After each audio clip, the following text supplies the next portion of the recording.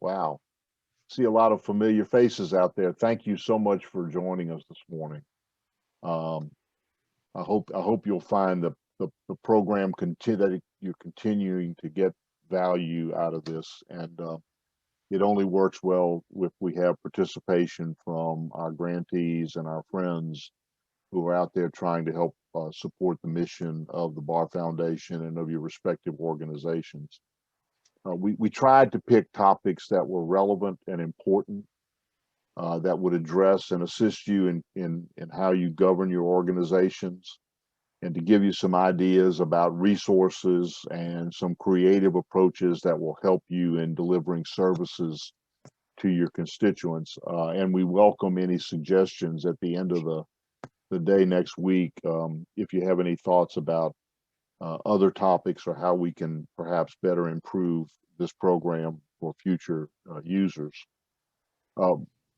Most good organizations that I've been associated with have programs like this to get their governance team engaged, to get their executive team engaged, and just to learn more and get a refresher about governance and related topical issues that help us do a better job. And so we're planning on continuing to do this every year or every other year, and to continue doing it periodically, unless and until you tell us that it is no longer worthwhile to you.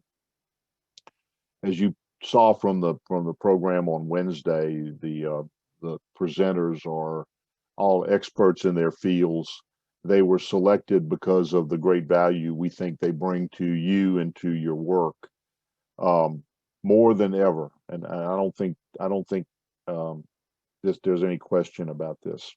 In today's world and some of the challenges that we have faced, more than ever, I think it's important for us to all be better stewards of the resources, the limited resources that we are entrusted with, and to be better and more imaginative leaders in crafting solutions that meet the legal needs of our clients.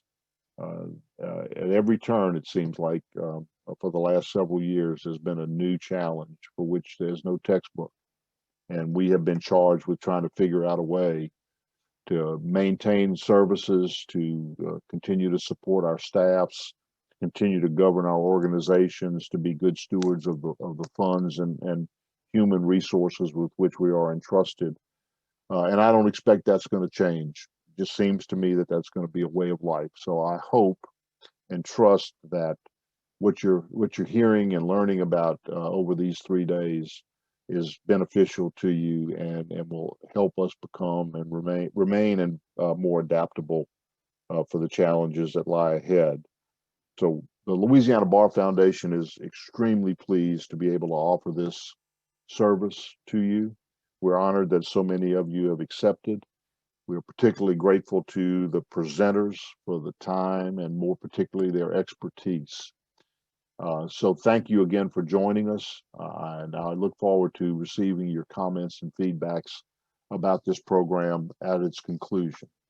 And with that, I'm going to hand it off to our chair, Edmund Gehring, for any opening comments before we launch into the meat of today's program.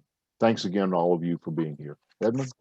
Thank you, Skip, and thank you to all of you who are participating in the process on behalf of the Louisiana Bar Foundation's Board of Directors and our staff, as well as my fellow committee members. We're grateful for your service, because while I'm paraphrasing, while the mission of the Louisiana Bar Foundation is to fund civil legal aid and assist or facilitate in access to justice, your organizations are on the front lines doing that every day. And so we could not do what we do without you doing what you do. And this is just an opportunity for us, to say thank you, and two, to provide what we hope will be some beneficial information that will allow you to do what you do so much better. As I said yesterday, and for those of you who were on the call yesterday, and I apologize for repeating, but this is really broken down into 3 days. The first day, and this is my paraphrasing or my characterization of the program, was governance, right? We're looking at very high level what should you be thinking about as a board member or as a staff member of a grantee organization? Today, I think you're going to hear more operational and programmatic information that will be so important to, we hope, to what you do, again, every day. And then next week, what I like to call very easily strategic planning, but it's really aspirational. It's what are we doing as an organization and where do we want to be? And are we on the path to get there? Those are kind of the three things I think that you'll hear from Brent next week. But again, to echo what Skip said, these are trying times. I think we have all seen challenges, is putting it mildly. But we have also seen opportunities. How can we streamline? How can we better access folks? How can we help our grantees be successful or be positively impacted?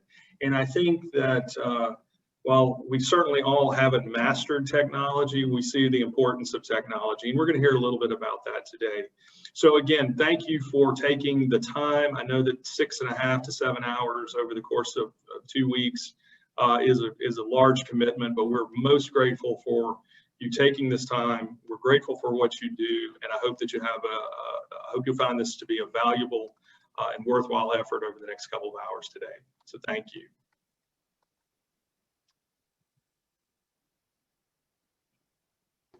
And it may be that we're moving to our first agenda item, and I will pass the baton to Amanda Brown. Thank you. Good morning, everyone. Let me share my screen really quickly. So, I don't know, Renee, did you need to say anything before I jump in? Just want to make sure. Yes, I was just going to do a brief welcome for you. I just want to say Lagniappe Law Lab is an LBF-funded nonprofit that focuses on bridging the access to justice gap in Louisiana with technology, design, and data. Amanda is going to discuss progress and future plans for the Louisiana Civil Legal Navigator, as well as efforts underway to automate court documents and building a roadmap for civil legal aid technology in Louisiana. Perfect, thank you. All right, well, as Renee said, I'm Amanda Brown. I'm the founder and executive director of the Lagniappe Law Lab, and today I'm going to talk to you about all the things that we've been working on over the last 1.5 to 2 years. Just to get us started, this is a roadmap for what I want to touch on today. The first being the Legal Navigator. I look through the audience and probably many of you are familiar with this already, so I apologize for the repeat, but I see a lot of new faces as well. So I'm excited to share what we have to you guys. I'll also talk about the document automation, some upcoming plans for statewide technology strategic planning, and then I'll also touch on a little bit about other programs that our organization works on and governs, and then go into a few ways that you can help us if you would be so grateful, and then leave a little bit of time for some questions at the end. So I'll just go ahead and dive right into the Louisiana Civil Legal Navigator. I want to preface by saying that it's a product and it's something that is useful for the public, but this has also been an incredible program that has given us an opportunity to think about how programs and the law are connected at sort of the system level. So we're really taking a comprehensive view of what services are available and how they connect to different areas of the law and how people experience them in order to get people the best results. So this is actually a collaborative project between the Louisiana Bar Foundation and my organization. We've also had tons of help from subject matter experts at Acadiana Legal Service Corporation, Southeast Louisiana Legal Services, the Workplace Justice Project, Loyola Law Clinic. The list goes on, because in reality, what we do is we help bridge the gap in information with technology, but it really matters, and we lean a lot on the subject matter experts to help us get the right results. So this is a good experience for people. This is the landing page here. Very simply put, the way that it works is that a user will come to the site, they will choose from one of our available legal topics, answer a few questions about themselves and their situation and kind of what they're actually going through and what their legal experience really looks like. And then based on the way that they answer those questions, we will give them very curated, customized legal information. And that includes things from forms to just context and information about the law, resources that are out there online, be it on Louisiana Law Help or court websites, and then also some referrals that help with that particular issue that they're having. Now, our substantive law navigators we call them navigators, each individual one. We currently have divorce, child custody, unpaid wages, and private landlord-tenant law available. So again, somebody can use these navigators and we can really drill down on what particular issue they're having and give them the most tailored content and resources that fit their situation. So I know you all, if you're familiar with Louisiana Law Help or other websites, this is kind of an improvement and a next level on the way that those sites are organized, because we're doing the weeding out and the research for them, so that self-represented litigants or people that are looking for legal information don't have to be overwhelmed by what is already an overwhelming experience, and that's looking for information online. We also have a referral navigator, and this lets us get really granular about the type of legal issue someone is having, and based on their parish and their household size and income and their legal issue, of course, we can give them the most specific programs in their area that may be able to help them with their issues. So this is actually exciting. You all are the first to hear this besides my board at about 8 o'clock last night. We just went through a major upgrade on this, that the Referral Navigator previously only included referrals to the programs that tracked our substantive law navigators, but now we have collected all the data such that every civil legal issue that people are experiencing, they can come to this navigator and find those programs. Importantly, it includes, of course, our free legal service providers. Many and most of you actually are included in this, as well as programs that may be able to support them, like the Louisiana Free Legal Answers online clinic, other in-person law clinics, and the Modest Means Directory. So we've tiered the organizations based on the services they provide to what income level. That way, pretty much anyone in Louisiana, no matter if they're making $20,000 a year or $100,000 a year, they're going to see what services are available in their area. Now, as we move forward with the Legal Navigator, we are really focused on two broad buckets of things. The first is sustaining what we've already created.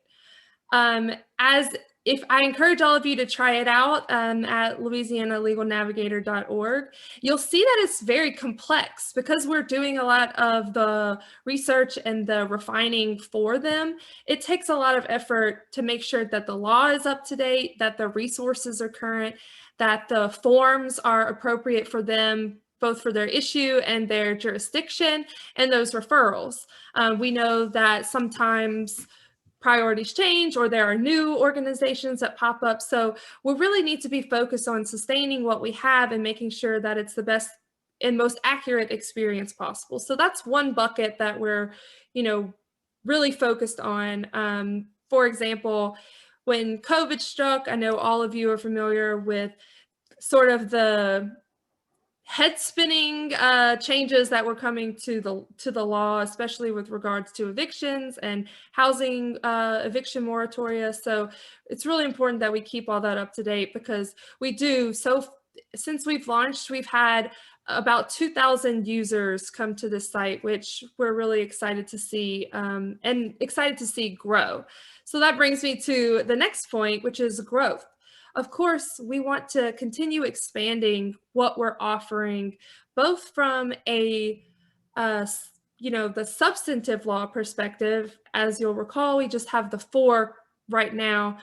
But we want to also make that experience a little bit deeper where we can and where it matters. And that includes things like document automation, which I'll talk about in a second.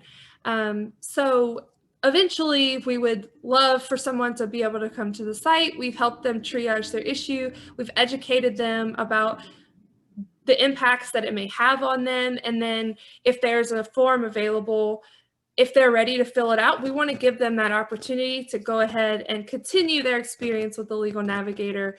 And then maybe someday eventually have that file with the court. So that's another area that we're really focused on growing. And then if you see here, between user base and our service offering, of course, we want to have more and more people use the site. We've been working with Google Ads. We're trying Facebook ads. You all can help by helping us spread the word. But all of that really takes the partnerships of organizations like you and working with the legal service providers, the Access to Justice Commission, really everybody in the civil legal network, so that we can make those expansions as quickly as possible, so that when people come to the site with a legal issue, we are able to provide them help. Now, this kind of brings me, I touched a second ago on the document automation piece. So this is something that we are actively working on.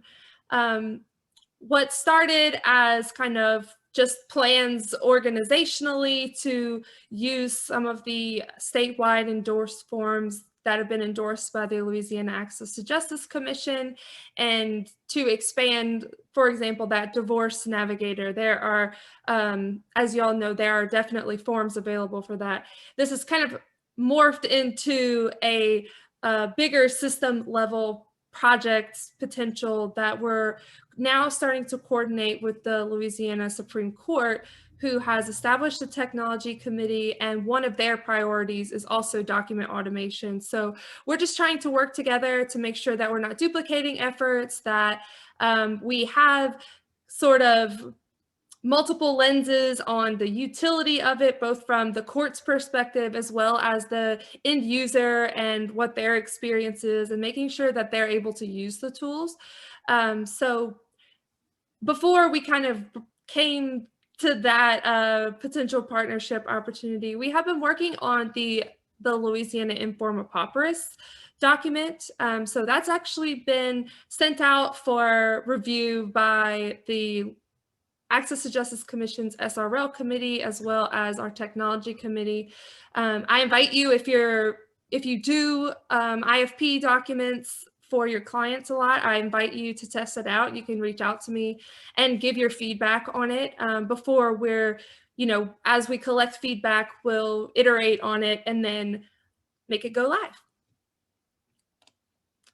Now, the strategic planning piece is really important, because as you can see, and as I touched on earlier, the Legal Navigator was a really good opportunity to see from the system level how things are interacting.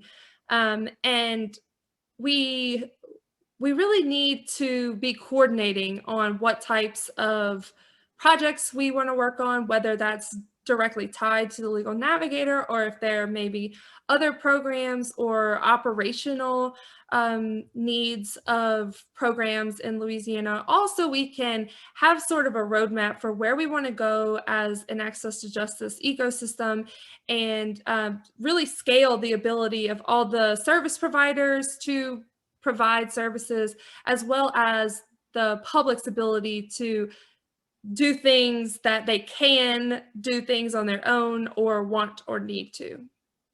So in the strategic planning process, we're going to focus on, again, 3 kind of main, very broad buckets of planning. The first are those public-facing tools. This is going to include planning and prioritizing things that are connected to the Legal Navigator, how we want to build out additional substantive law navigators, and which kind of documents we want to automate to support either existing experience or meet the demands and the needs of the public. We're also going to take a look at technology as it relates to the way attorneys and staff members of organizations do work. So are there easier ways for intake to be done, or the way that we ask law clerks to review things? It's a very general approach, but are there technologies that are available that attorneys and staff can use to improve their work and make it so that they're doing the high value work rather than some of the more repetitive type things that we often end up doing whenever there are particular processes in place? And the final bucket is looking at other programs that exist in our network. And this, I'm really referring to not direct legal service providers, but other programs that could benefit from technology, programs that serve the public. And for a direct example, I'm thinking things like the Louisiana Modest Means Directory, or Free Legal Answers. Are there other programs that we're working on providing to the public that could use the benefits of additional or improved technology? So all of this is going to be taking place on March 23rd of this year. So we're a little less than a month out. We will be having a strategic consultant support our strategic planning session by facilitating the groups and helping us really boil down from a high level what we actually need to do and what are the steps we need to take to accomplish the goals that we set for ourselves. I also wanted to touch very briefly on some of the other programs that we run. They're extremely important because they feed into all this great systemic type work that we do. The first of those is the Justice for All project.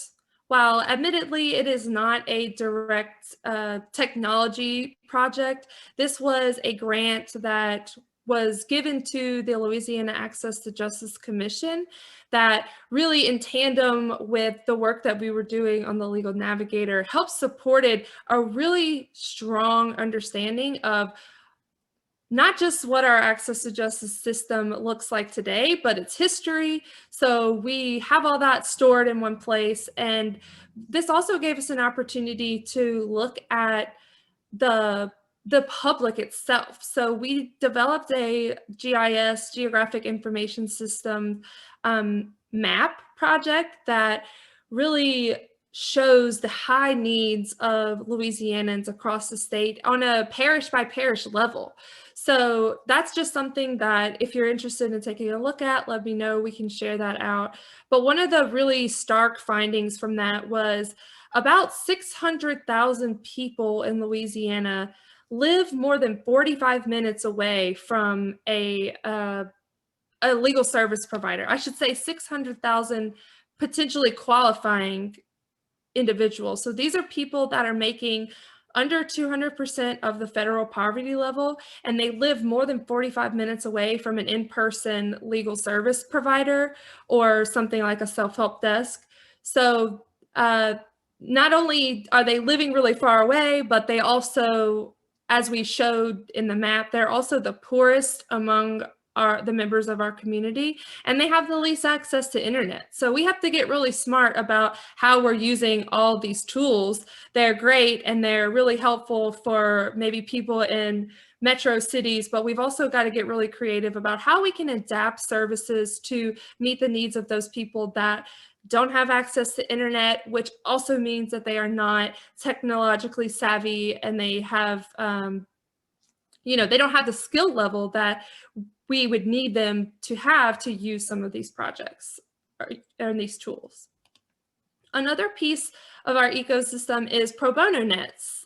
This has been actually in Louisiana for, I think, around 20 years, and it's been a great repository and resource for the legal service providers across the state to collaborate and share information, share documents that they find useful. And we recently just underwent a revamp of the site to kind of improve some of the user experience and update the design and clean it up a little bit so that everything is more organized. I think if you can imagine 20 years of filing, things change. We had to kind of bring it up to speed, but I encourage you to first join. And then another great feature of this is the opportunity to add pro bono opportunities. So if your organization has, a clinic or an outreach or any type of work where you need volunteers, you can add those to the site. And we're really working hard to kind of publicize this to young lawyers and members of the private bar that may be interested in volunteering. So I encourage you to add your opportunities and just join the site to see what it's all about. The last piece of this, which it's actually not the last piece, it's the last piece I'm going to talk about, but it's Louisiana Law Help. This is another program that has been in our access to justice system for about 20 years. I want to say Louisiana Law Help and Pro Bono Net were probably coming online around the same time, maybe within like a 1 or 2 year time span. And this is the public facing version of resources. So this is really our library of content where we have information on all types of the law. So in reality, this has sort of been the filing cabinet or the index for a lot of the information that we have on the Louisiana Civil Legal Navigator. Now, very quickly, how you can help. The first is I would love your input on any of these projects that I've talked about. You can feel free to check them out. Maybe I will send Renee a quick overview or just links to the different programs so you can see them and take a look and share your feedback on certain things, especially if you have knowledge about how something might work in relation to, in particular, how your actual clients might use it. And then if you have ideas for resources, that can be those pro bono opportunities I was talking about, content that you have on your site that is really targeted to the niche that you served, but is not currently listed on Louisiana Law Help. We would love to include that. We also ask for your help making connections. As you saw with the Legal Navigator, it does cover the entire state, and with coronavirus and everything, it's really hard to get out into the community and spread the word about these resources. So if you have connections with individuals in your community that may benefit from knowing about this, I'm thinking like council people or media people that are always looking for resources that can help their constituents or their community members. That would be amazing. And then finally, partnership. This is asking a lot of you all. I know you do so much as it is, but if there's a way that the Legal Navigator or any of the technology that I've talked about today can help you better scale your services and better serve the people that you serve, we want to know.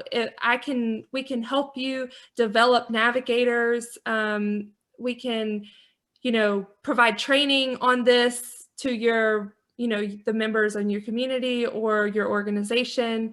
So just something to think about. We would love any support in that regard. If you have a particular practice area that you have very deep expertise on, that's the kind of thing that we would love to see how we can use this to educate the public and serve them online.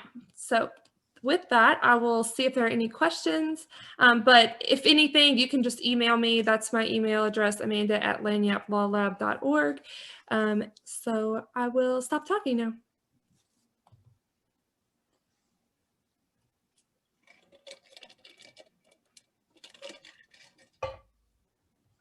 Thank you, Amanda. If nobody has any questions, we'll move to Adrienne. Adrienne is the Executive Director of Louisiana Appleseed, and she's going to discuss some legislative advocacy today. Louisiana Appleseed solves our state's toughest problems at their root cause by advocating for access to justice, opportunity, and education. For over a decade, Appleseed has made strides in ensuring equity in the courts, our economy, and public education. Their goal is to strengthen Louisiana through equity and fairness in all aspects of life. Thank you. Adrienne Wheeler, Louisiana Appleseed. I'm really happy to see a lot of friendly faces. Greg, yours is one of them, and sundry others. So I could see that we are amongst friends. So that's wonderful as a speaker to know that we're amongst our colleagues and friends. So I want to share with you some of what Appleseed does, because we want to be a resource to you, as well as to those we serve, of course, but we are not a direct service provider. We do not represent anyone, so it's very, it's really integral that we work alongside our ecosystem, the LBF ecosystem of partners, to ensure that we are forwarding goals that are mutual. So as Renee mentioned, Louisiana Appleseed is dedicated to solving our state's toughest problems at their root cause by advocating for access to justice, opportunity, and education. And so that is really those are our programs. We affectionately call this JOE. So it's justice, opportunity, and education. Those are our program areas where we focus. In justice, what we're really looking at are fairness and equity in court systems. Sometimes that is the connection between civil and criminal court to ensure that people are getting the services that they need, regardless of what system they're going through, and civil legal aid. We also have a lobbyist who has worked on securing an appropriation for civil legal aid the past 2 years. Governor's budget is out on today. Wow, today is Friday. Yes, it's out today. So I'm gonna have to jump off this and see what the governor's budget says. But we try to get legal aid in there, and we're working on increasing that over time. And that's been the first time since Jindal's administration, so about 10 years ago, 12 or 13 at this point, that civil legal aid was not funded. So we're really happy about that. In opportunity, we're looking at wealth building strategies for low-income communities and communities of color. Historically, you may know us from our heirs property project, and that is, it came about right after Hurricanes Katrina and Rita. That's where the problem became extraordinarily pervasive, where property had passed through generations from one to the next without consolidating title or even recording title. Recording ownership. So that meant the property was incredibly fractionated across multiple generations. The title was clouded, and there was no opportunity for families to rebuild through FEMA funding or from private funding. So that's a huge opportunity for low-income families to leverage their home that is completely paid off in most instances because it has passed generation to generation, to leverage it to start a business, provide for education, a whole host of things that a home can do for families. We also have a driver's license project, and that project is looking at the framework of suspending driver's licenses and whether that actually is efficient in what we call coercion of statutory compliance. So often it's debt. So is suspending someone's driver's license effective at getting at the debt? Of course, we don't think it is, but jury's out. And then we have education. In education, we're looking at K through 12 public education to ensure that children have an opportunity to thrive. That has meant in the past nutrition programs. You can't learn well if you're bothered by a hungry stomach. So we actually are really proud that Appleseed increased our federal program opportunities for schools from 65% enrollment for, or 65% of students in Louisiana were able to get access to free meals. And we have moved that dial up to 95, I believe. So we're really, it's one of the few things that Louisiana is top for in the country, is ensuring that low-income families and children specifically have access to nutritious meals from school. During COVID, it has been very interesting to watch, to say the least. So how do we get to our programs? And this is really what I want to share. We operate with an iceberg system. So we look at some of the events that are happening right now, and some of the events may be what you are seeing and what your cases are showing you. It's one thing to say that I have a lot of cases in this area. It's another to say I'm getting, there's a systemic problem. So for example, in 2016 floods, there were obviously a whole host of families who were impacted and needed access to FEMA and private loans to rebuild following the great floods of Baton Rouge. What was clear was that the one mechanism that was available to low-income homeowners to at least unlock those funds is a small succession affidavit that Louisiana Appleseed introduced in 2012, I believe. The fair market value of the home had to be $75,000 or less.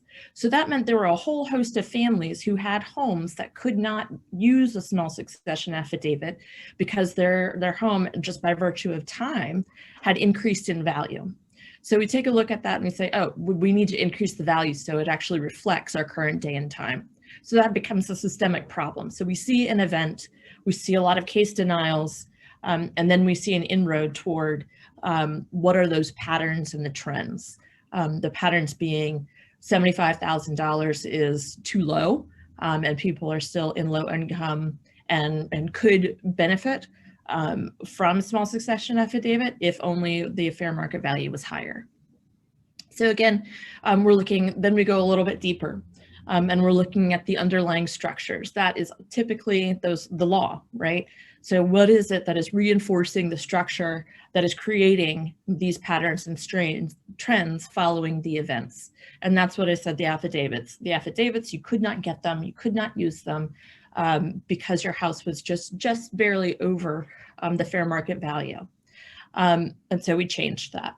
And then what we go toward at the very, very bottom is what are the ways that this system is currently being upheld? What do we need to change to get truly under the issue? And that becomes education. So we might actually spoke with a family in North Louisiana yesterday, and they were unaware of the small succession affidavit. So we also engage public education so that people are aware of that change, so that they can take advantage of it. And often that comes in the form of all of our partners. So in ways that we can support your use of the law to the better of your clients, whether it's education materials for your clients or for your staff, that's where we start to get under the issue. And it's also includes some of the education that we do with lobbying and educating lawmakers. So education becomes really, how do we undo that structure that has been built? I also want to be transparent with how we accept projects. It looks like a complicated matrix, but I assure you it flows. Our projects, when we identify a project as a systemic issue that we'd like to work on, it's coming from board members, it's coming from funders, nonprofits, direct service providers, law firms, government, just listening at a community session everywhere. We're trying to keep our ear to the ground and then stay in connection with you so that when something comes up, we can start to look at it. So we listen. So there's nothing that we're really taking like, I think this would be good if. We're trying to actually use what we're hearing from our colleagues. Once we have that topic, and we have a whole list of topics already, I think we're down to about 50 or 60 because we've actually closed a few scoping projects, but we do some research first. So we take the topic, we do an internal matrix to determine that we're going through our iceberg model, that we are actually, there is somewhere that we can go, something that we can change, and that it is possible to change it. And so then we develop that internally. We also look at our capacity. Do we have the staff available to actually affect that change? How long is this project going to take? Can we do it? Do we have the right partners? All of those things we're trying to answer internally with staff.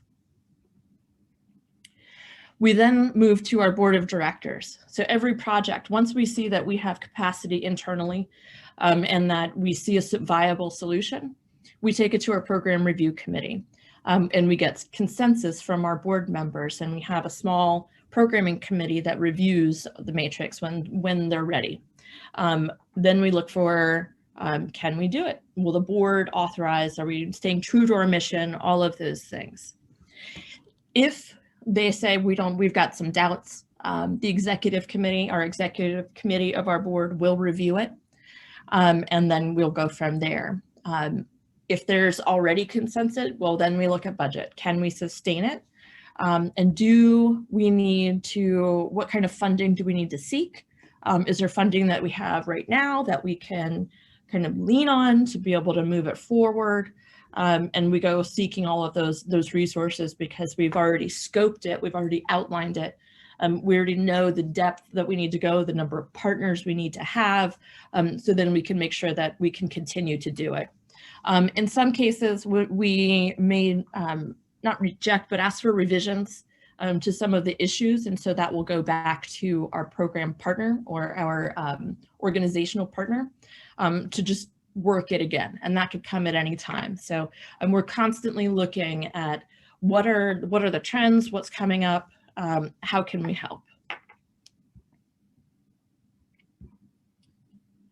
So when we actually start to attack the issue and scope the problem, we're looking in 3 different areas. I'm a big fan and always try to push the 3 modes of learning, which is verbal, visual, and tactile. So how can we engage this topic fully using all of these things? Because that's ultimately going to be very persuasive if we have to go to the legislature, if we need to provide educational materials. So verbal, that's going to be the law. We're all somewhat auditory learners because of the law, because we're listening to it. It's just said, it's written, it's the word, right? For data or for visual, we're really looking at how do you describe this problem visually, because as you likely know, if you're in Baton Rouge, you might have 5 minutes with the legislator, so you've really got to get your point across fast. So how can we distill this information so that they get it quickly? And here, this is just 65% of the population are visual learners, 30 are auditory, and 5 are movement. So that's just who learns. Most people learn by or use at least the visual component in learning.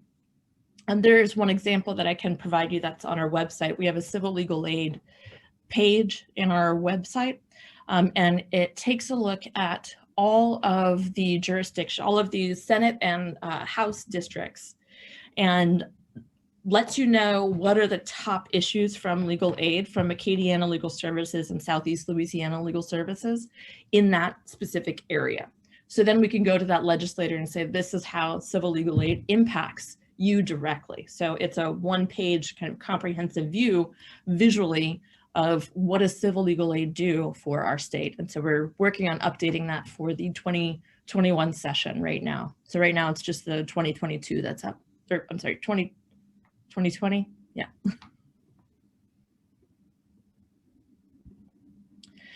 So it's hard to try and engage that kind of movement, tactile learning. So what we try to do is a map. How do we see the issue across the state? How are we interacting with it in our regular everyday? So about 2 years ago, we did a tour of as many LBF grantees as we could, one, to get to know everyone, and to try to understand some of the issues that you're facing, and we mapped it. So mapping, as Amanda mentioned, if you look at the map and you see where are these civil legal aid deserts, it becomes much more palpable. You can hold on to it. You know that if you're visiting someone in Alexandria, you are in a desert, and that just, your interaction with that becomes fundamentally different.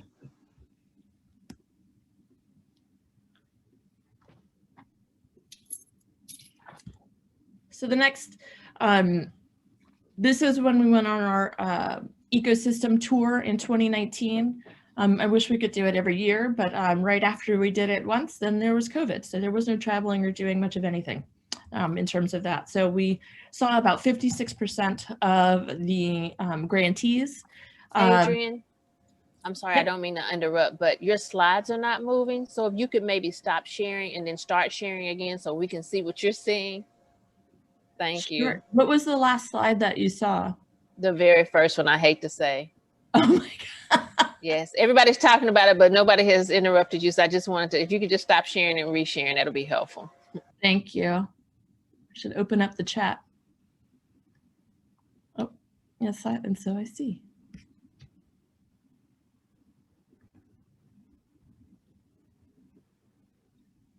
There it is. Thank you. When you stopped sharing, it showed up. So yeah, just reshare to be fine. Thank you. Please interrupt at any time. Yes, ma'am. We can see now. So I do want to go. Do you mind if no, not pause. There we go. Do you mind if I actually return and go over a couple of them?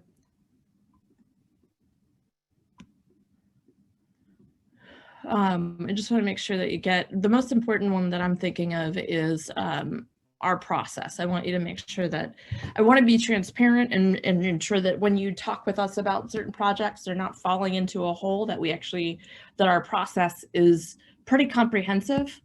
And so that's what I want to highlight for you. So just to go back and stress this again, up at the top, our partners will identify projects.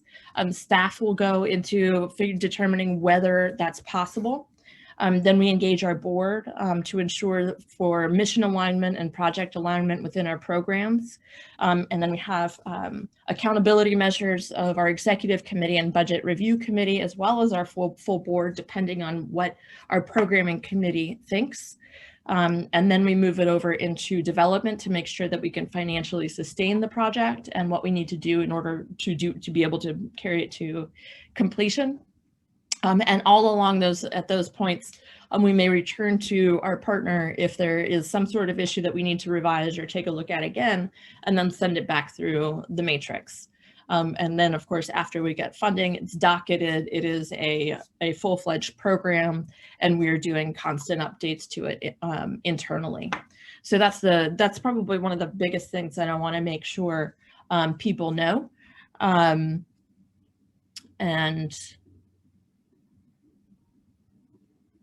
the other is the iceberg. We're trying to get deeper. It's not sufficient that there are simply a number of cases in anything, but that there is actually an issue that we can resolve. Appleseed is really a project-based organization. So there has to be a beginning, middle, and end in our projects that fulfill our justice, opportunity, and education programs, and also fulfill our mission. So my apologies. I will try to skip back up.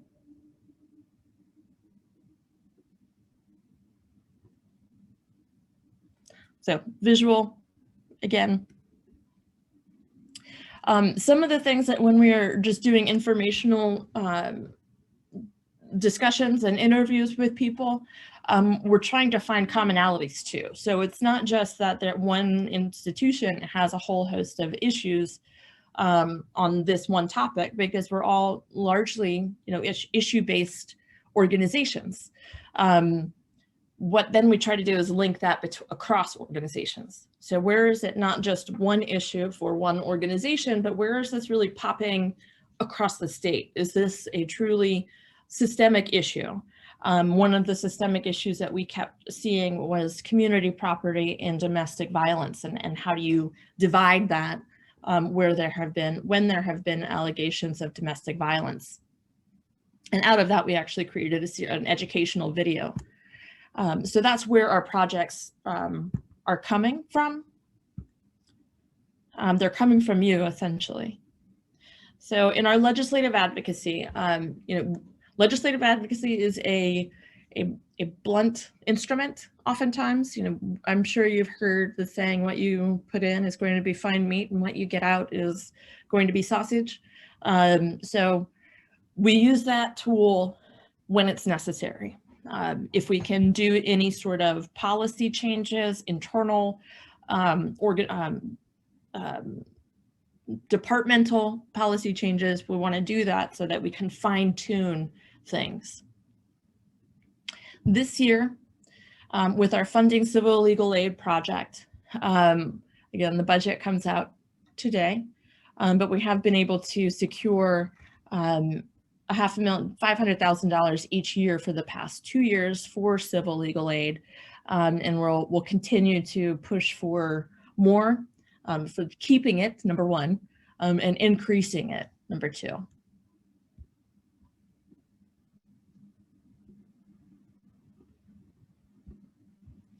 So in our domestic violence and community property project right now, we have actually developed a legislative instrument that we are eagerly awaiting will be filed. And this is after about 2 or 3 years of talking with clients, talking with organizations, talking with everyone we possibly could to devise a solution that was going to address the problem and could have a likelihood of a potential to pass.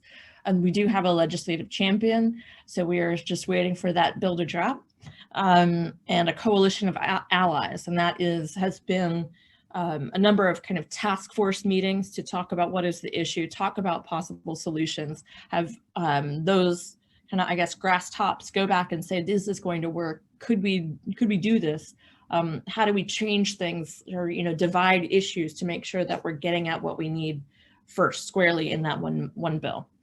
So now our to-do list is to file the instrument. So I'll keep you posted if you're interested.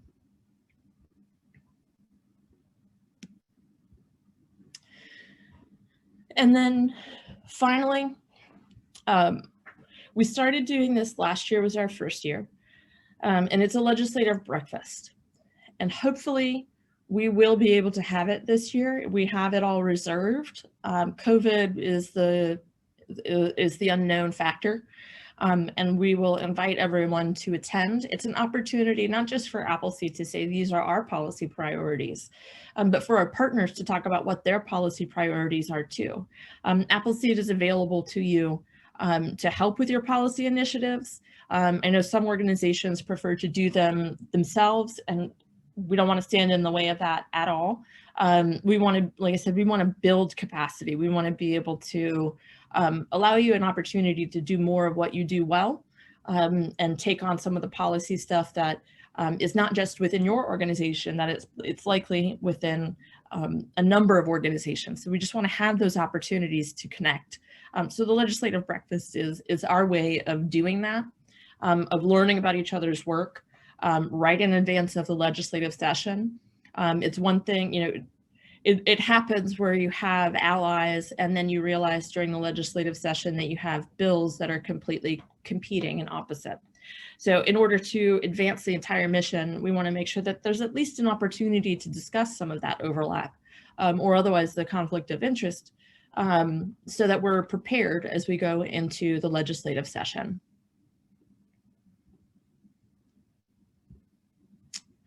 And that is all that I have, and I'm available for questions on how Louisiana Appleseed can be useful to you, things that you might need.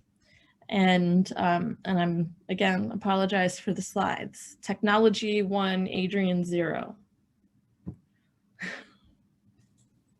Thank you, Adrienne. If nobody has any questions, we'll keep moving on. Our next speaker is Erin, who's the Vice President of Spitfire Strategies, and she's going to discuss strategic communications today. Spitfire Strategies is a strategic communication firm that partners with nonprofits and foundations working to make the world a better place. Erin is going to discuss how their partnership with the LBF is strengthening the civil legal aid network through strategic communications. Thank you. Good morning, all. Whoops. Let's try this here.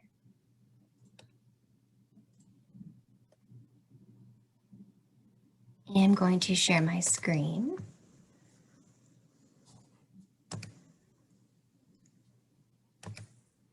And thumbs up, working. Okay, great. So thank you. Yes, I'm Erin. And you know what I'd like to do today is share the work that Spitfire and LBF has been doing, give you some ideas on how your communications efforts could fit or does fit into this broader civil legal aid narrative that we are trying to frame. And And so, yeah, so Spitfire is a woman-owned strategic communications firm, not me, Kristen Grimm. And we partner primarily with nonprofits and foundations in mission-driven work. And a lot of the work that we do are with organizations like yours and LBF that are ensuring access to justice. And so for Spitfire, we bring our, checking the chat here. Oh, thanks for letting me know. Let's see here. Screen share. How does that look? Do you all have the full view now? The right view? It's still presenter's view. Let's Do you see. see the 3 little dots at the bottom of the screen? Yes, the bottom of the screen. Yeah, it should give you an option to pick which view. At the bottom of your slides, there's like 3 little dots for more options. Hide presenter view. Yeah, there you go. Now try it. Thanks for showing my homework. Okay, let's try again. I think I'm just sharing the wrong screen. Okay. Well, let's just go with what we have here. Let's see. And so we work with organizations. Are you seeing the right screen? Just so I'm clear. You don't see your slides at all now. Okay. Sorry. No, not at all. It's me here. It's Technology Friday. There you go. Perfect. I know, right? Okay, let's try this. So we work primarily with organizations like yours to ensure that we're developing strategic communications that advance justice and ensure that the work that you're doing, and thinking about communications is supportive of your overall mission, right? Like we want to make sure, often we ask ourselves the questions like, we want to op-ed or we want to do earned media. And the question that we always stop to make sure to ask is like, why and to what end? What is the call to action? Who are you trying to talk to make sure that all of your efforts and resources are used in the best way? And so, if you just bear with me because my notes are not working. I'm going to give you just a little bit of background on our work together and how I first met Danette and started working with the Louisiana Bar Foundation. And so you don't need a history lesson on civil legal aid, but in 2019 you had a really landmark or milestone for civil legal aid with state funding, right? And the allocation was certainly significant, but it was more symbolic, right? It's like, this was an opportunity now that signaled Louisiana is ripe for improving systems as it relates to civil legal aid. And LBF really saw this as an opportunity to say, now we can go to other funders, other partners, and say that we have a real opportunity for long-term systems change. And so, and we wanted to make sure that we continued building that momentum by applying strategic communications. And it's hard to believe it's 2021 now since we had started, and I don't have to tell you a lot has happened. The demand, the need for civil legal aid is more important as ever before. And as Skip and others had said earlier, but it's also a really great time for opportunity, right? Like as we talk about recovery, civil legal aid is definitely a critical tool in that, but it's also an opportunity to talk about long-term change so that we ensure that the state is resilient should and when another issue like this, circumstances like these come down the pike. So I was saying, we want to emphasize that when we approach the work for in communications, it's not just public relations, it's not just messaging, it's not one single campaign. It's this whole full view of strategic communications and how we take a step back, right? And say in 1 year, 5 years, what do we want the landscape to look like? What are those milestones are going to be? And what are the very specific things that we need to do, who we need to move in order to get there? And so we'll start off here with messaging. And it seems pretty straightforward, but like a lot of issues, like civil legal aid can be incredibly complicated, especially mostly for people who had never heard of it before. And so we had been working with Danette and the team in the first year to like really take a look at how LBF and others in the landscape were talking and describing civil legal aid. Was it clear? Was it concise? Was it understandable? And are we talking about it in a way that relates to people? Are we talking about it as experts in the field that maybe only other those with legal backgrounds would understand or appreciate and connect to? Or are we talking about this in a way that really connects with people and maybe policymakers who don't have a legal background at the end of the day just want to know how this affects their constituents and if it's important to them? So making those connections and really humanizing, I mean, this is really all, these policies are all about people and ensuring that people are able to live their best life in the conditions that we're in. And then demonstrating that sense of urgency, right? You know, obviously the pandemic has definitely brought that to bear, but going back to the stories about why it's very important to fund and support programs and policies and aid that gets people out of homes where they're unsafe, gets them a home to live in if they don't have one, and supports them in the healthcare benefits that they need in order to work and thrive. And then finally, when we talk, we always want to give people a specific call to action, right? And we'll talk a little bit about audiences in the next slide. But in thinking about what we want that person to do once they learn about how important civil legal aid is. Like, do you want me to donate? Do you want me to call my lawmaker? Do you want me to, you know, tell the story of families in a specific parish to make sure that the issues are being elevated and addressed? All of those are very specific calls to action. You'll have big ones and you'll have small ones, and you'll want to target them to your audiences. Oops. We have here.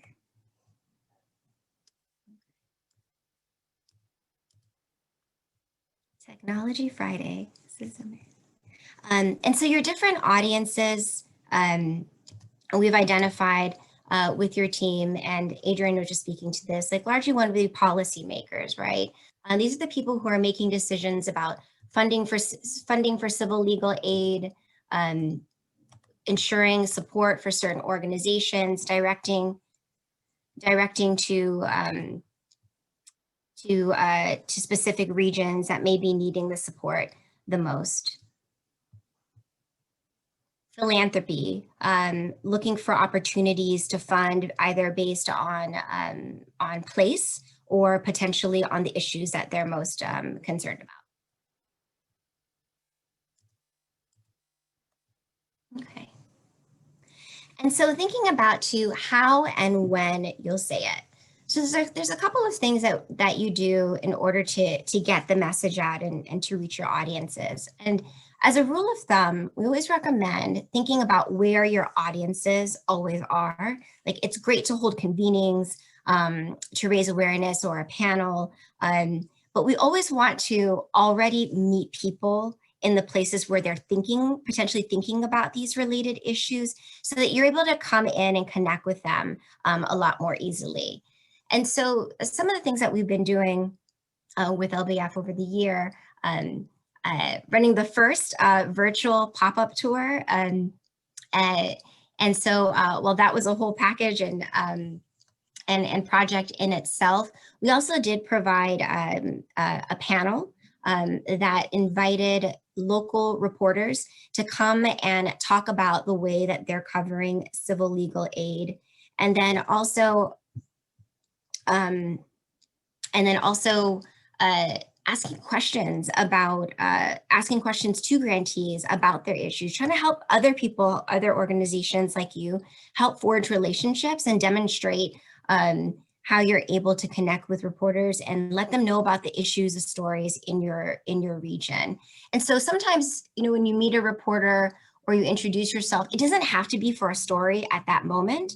It really is about relationship building, so that when they are covering something, or when you have something that you want them to cover, they reply to your email or they pick up the phone. And so that's work that we've been doing ourselves, and like sending an email saying, hey, great story. If you need more resources, please keep us in mind. We're happy to help.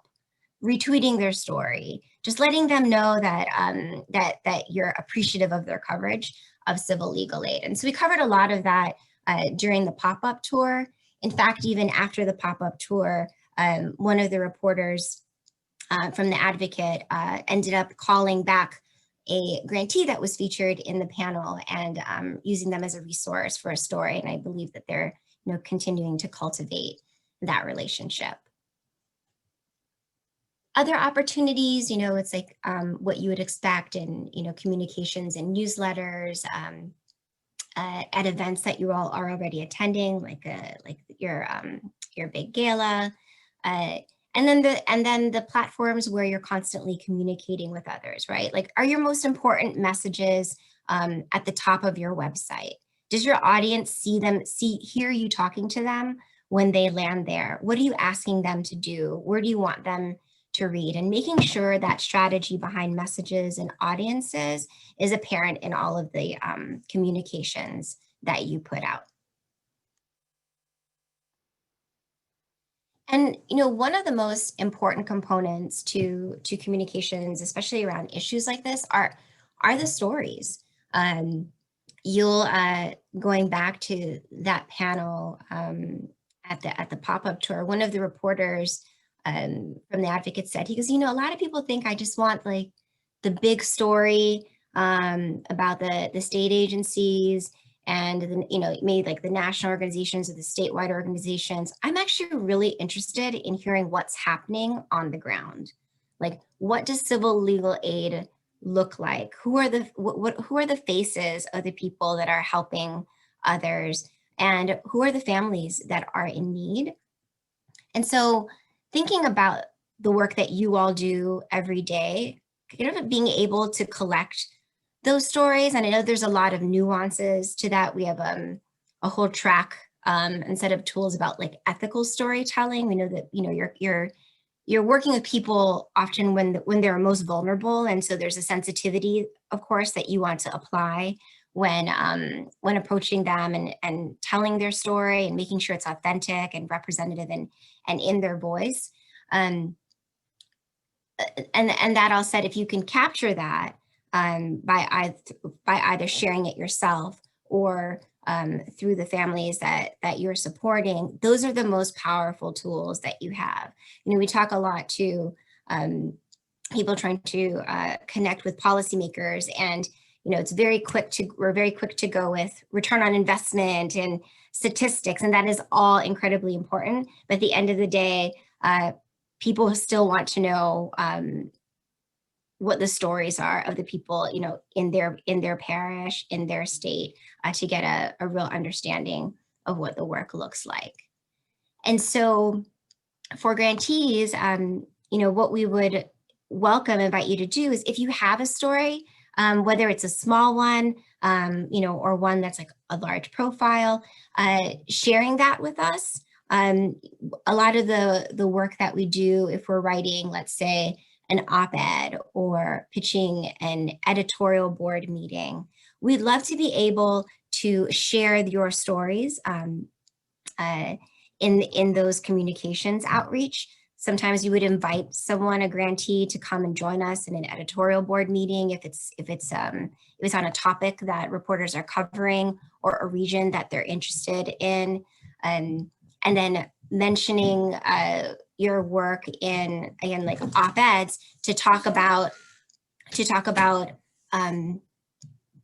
what solutions that you all have in place, and showing the value of civil legal aid and its work.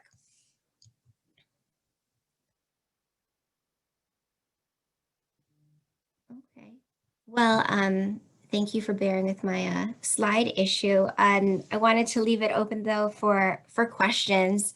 If anyone has any, we have a few minutes to do so if you'd like. If anybody's working on, some communications outreach, maybe you're hitting a roadblock and you have some questions, I'm happy to answer those right now if you're interested.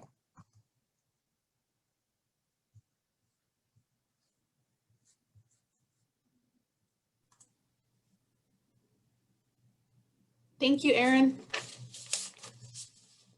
If we have no questions, we'll keep moving. Our next speaker is Kimberly Merchant, who is the director of the Racial Injustice Institute and Network for the Shriver Center to End Poverty Law, and she's going to discuss diversity today. The session is an introduction to race equity advocacy for legal aid and public interest organizations.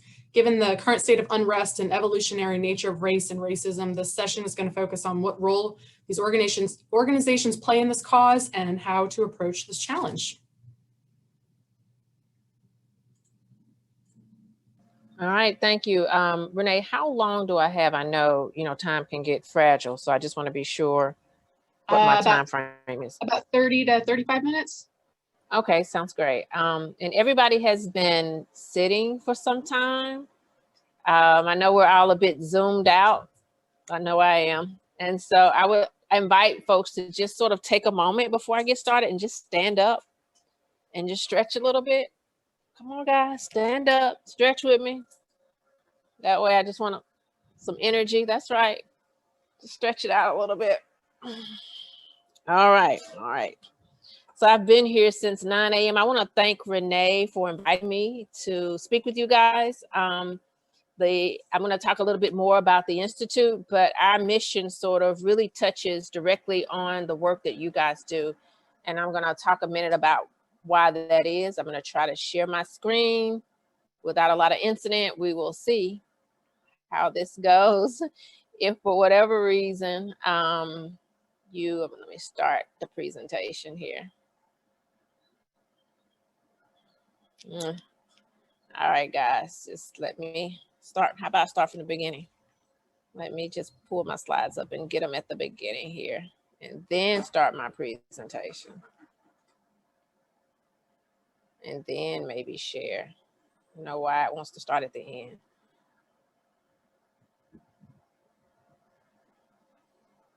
Technology Friday. All right, I think I'm there. Can everybody see my slides? Can I get a head nod? Kathy, I can see your face. Can you see my slides? Yes, thank you. All right, guys. So I just really wanted to sort of add to the discussion around strengthening the legal aid network, and my contribution to that is really talking a little bit more about what we do at the Racial Justice Institute and how our work with civil legal aid and public interest organizations, we believe, strengthens the network, but also increases sort of the impact that we see across the nation and a lot of the issues that we're seeing today. So the Shriver Center, just a little bit about it, we work sort of twofold in terms of the advocacy that we do. We have the traditional advocacy, and most of it is policy driven around particular areas like most organizations. But I think what makes Shriver unique really is our department, which is called the Advocate Resources and Training. So our department is really tasked with providing capacity building, competency, training, what have you, CLE, however you want to call it, to legal aid and public interest organizations that are really grappling with what does it look like to do this work. So there are organizations that really want to engage or start participating or even increasing the work that they do around race equity. And the question, or the what we get a lot of, is that what does that even look like, and what does that mean as well? In addition to that, we have networks at the Shriver Center. So the Institute has an accompanying network. So they're just a network of individuals across the nation who participated in the Institute, who now sort of support each other and have these great conversations. Oftentimes when things happen in the nation and it's hurting our heart, we come to our space in the network, and it's just great to have like-minded people to sort of talk to about these issues and to and share your views and to really vent even sometimes when necessary. So that's sort of who we are. In addition to sort of the racial justice component of the trainings that we do, all of our programs have a race equity lens to it. But we also have a separate program around what we call community power building, understanding what it looks like to engage with and work alongside community. We do what's called affirmative litigation training, as well as leadership development. And so I really wanted to sort of start with a survey that was done with our clearinghouse community years ago, where we asked legal aid organizations across the nation these 4 questions. The first one was, my organization has a role to play in advancing systemic racism. And several organizations felt like they had a role to play. The second was, and this was all pre-COVID, pre-George Floyd and everything else that's sort of going on in the world today, I believe people should be colorblind. 45% people who believe in that concept and adhere to it. The third being addressing poverty will address racism. A lot of us do anti-poverty work and have been doing it for years. The Shriver Center that's the foundation of the work that they do.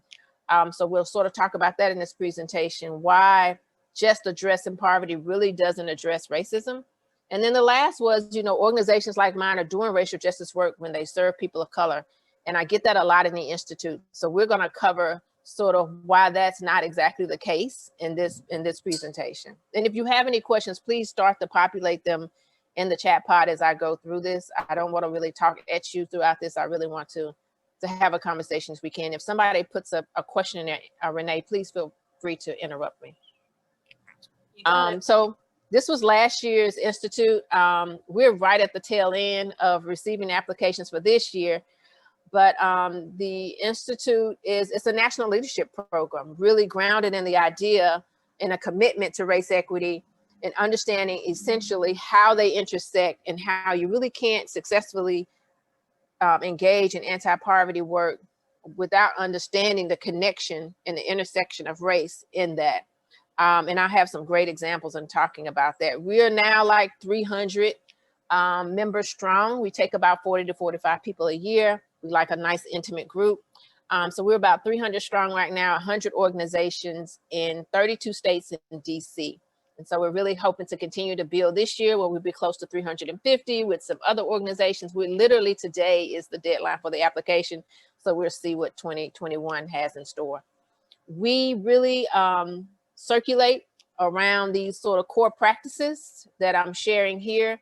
The idea of structural racialization, understanding race on a much deeper level and understanding the complexities of race and how it sort of evolves, and getting away from this single bad actor, someone with malice and forethought and anger, against a particular group.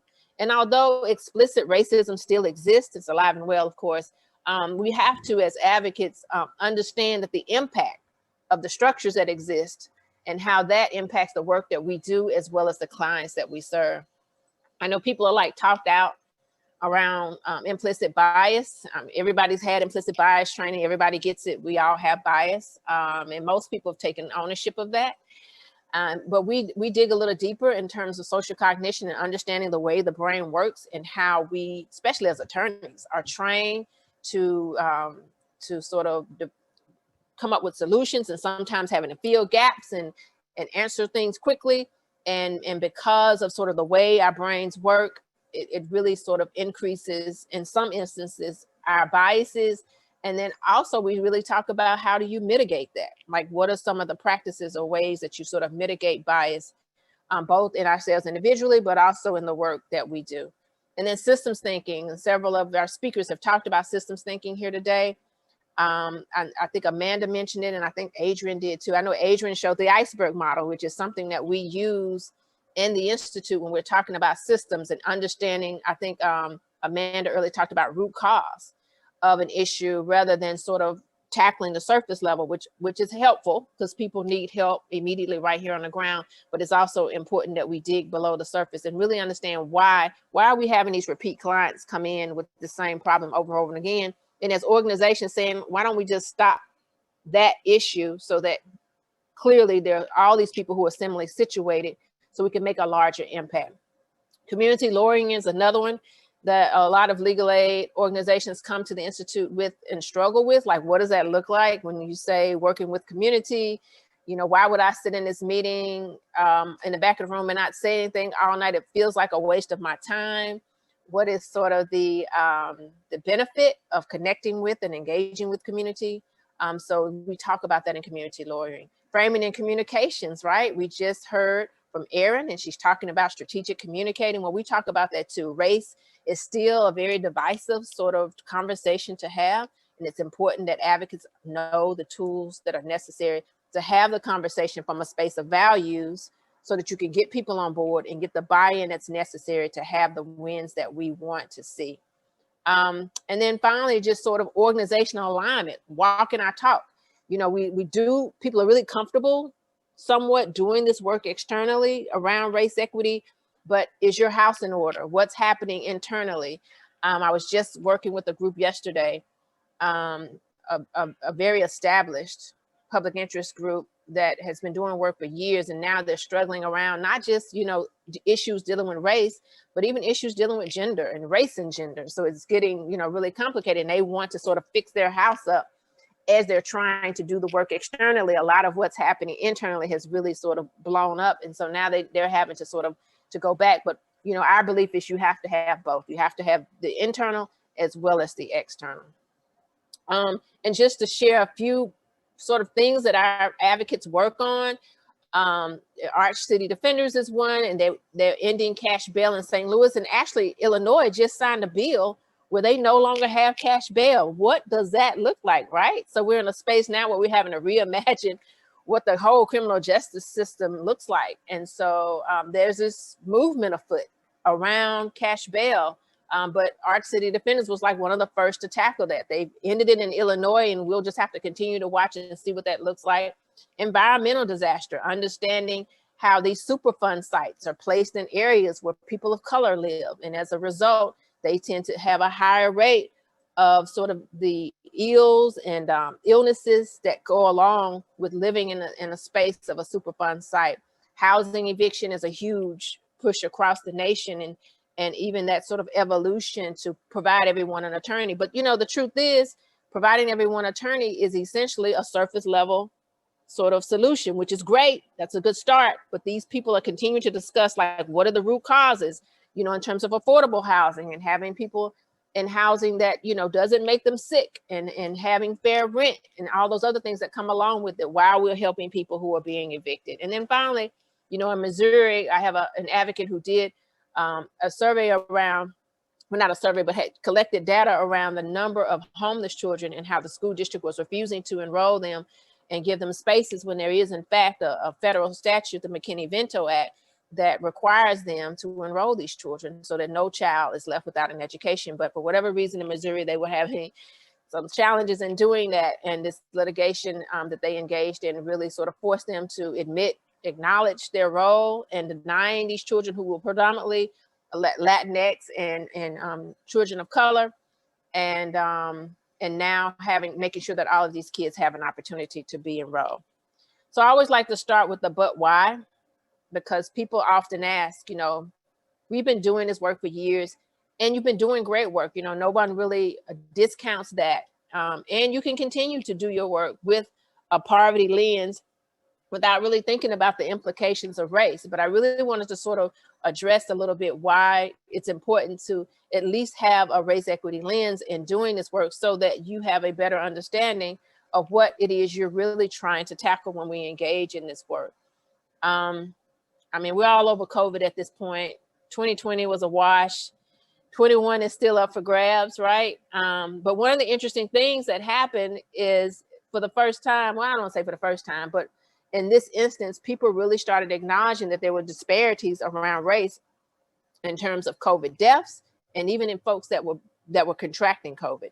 And anytime race is involved and we see these disparities, there are all these sort of mental models or these discussions or these narratives that are told in terms they're not taking care of themselves. This particular group is having super spreader events, you know, so all of these reasons why this is happening without truly investigating the real why. And it was interesting because in this stat, Louisiana is at the top. It was because in this African-American community was like 32% of the population, but they were like 70% of those that were contracting COVID, which is a huge disparity that has to be looked at. And then as if that was not enough, you know, COVID is definitely enough.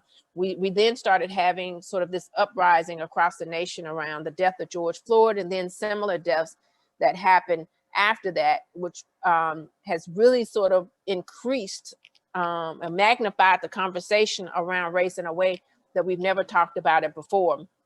And so there was no time like now, right, for people to start having this discussion. And as such, we started the Racial Justice Institute being inundated with requests from organizations like yours to really grapple with, you know, what should we be doing? You know, everybody sort of wanted to do something and wasn't sure what that looked like.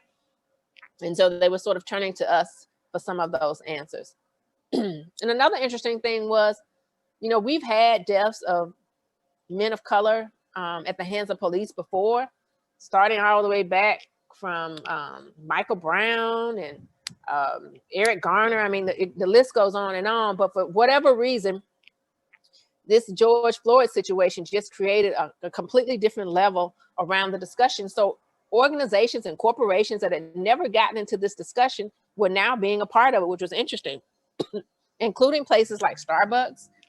And how long had the indigenous populations sort of been fighting with the Washington football team to rethink their mascot? And even in Mississippi at the top right corner, you know, we had been debating the flag with the Confederate emblem in it for years. It had been on our ballot twice, and it was just a losing battle, honestly. And the truth is, the majority of folks in Mississippi want the Confederate emblem in the flag. But the pressure that sort of emanated from what happened with George Floyd and people who had gotten into this fight who had never before, and the threat of losing money economically for the state finally forced them to sort of rethink the flag in and of itself. And then these new terms started getting thrown away. Everybody had a statement that they were putting out and calling themselves anti-racist, which was really interesting because that's a really strong term. When an organization or a person says that they're anti-racist, essentially they're saying that I'm in this fight to prevent and challenge sort of the racist structures and things that we see in society. Whereas a lot of people have, you know, tend to ride the fence and just say, I'm not racist. But now the conversation has gone further in terms of you can't just not be racist, you have to be anti-racist, because to remain silent is to be complicit, and which in essence perpetuates the racist structures that we live in. And that's why you hear a lot of people saying it's the end of denial. No one is denying that it exists anymore. And now people are actually having the conversation. And a lot of people are using these strong terms like anti-racist. I just wanted to share a little data that I found on Louisiana. I worked with an organization in Louisiana 1 year, a legal aid organization, they were working on a strategic plan. They wanted to make sure they had integrated race equity in that plan. And that was probably three years ago. It was before COVID, I know for sure. But the interesting thing is, you know, communities of color really are not the predominant race in Louisiana. However, when you sort of look at the data around poverty, they of course exceed their representation in the state by miles. So anytime you are practicing what we call anti-poverty law, you have to be, first of all, aware of these disparities, but also to some extent, it's important to investigate why it exists. And generally in those communities or in states like Louisiana, you see these disparities across all sectors. That's the criminal justice system, income disparities, health disparities, you know, one just perpetuates and rolls right into the other. So whatever area you're working in, generally there'll be a disparity around this particular group of people of color. And it looks different in different locations and different areas, but that gap is so wide. It's definitely something that needs to be looked at and addressed. And so I just wanted to say, to answer some of the questions that came up earlier as it relates to sort of the survey that we gave to folks, is that, you know, I mean, we know this, but when somebody said this to me for the first time, I really had to pause, you know, understanding that race is a social construct, that it really doesn't exist outside of what we say it is, that it is evolving, it shifts and moves. Some folks were able to sort of come to the space of America and assimilate, and in essence had an easier life. And other folks came to America and could not assimilate regardless of what they do, and as such will continue to have challenges. And so although race is a social construct, it is in America has life and death consequences, and that means more today than it ever has before. And we sort of know that. So something that doesn't even exist, something that is what we say it is as a nation, really has life and death consequences. That's that was huge for me. And that really begs the question of this idea of color blindness. You know, one of the questions we asked was, I believe in that we should all be colorblind. And, you know, we live in the South. I'm in Mississippi, guys, just in case you didn't know. I actually, although Shriver's in Chicago, I work out of my home in Mississippi. And before COVID, just did a lot of traveling in terms of my training activities. And now most of it, of course, has been relegated to Zoom or online. But, you know, I'm in circles with diverse community that I live in, both white, Black, Latinx, and you often hear people say, you know, I grew up and my parents taught me not to be colorblind, not to see color. I don't see race. Well, the problem with that is that, first of all, you do see race. It's impossible not to see it. It exists. But it also completely, for a person of color, for someone to say, I don't see race, then you're completely negating my experience as a person of color, and ignoring and sort of denying the very challenges and barriers and issues that people of color sometimes have living in a space like America, where race does have very serious consequences.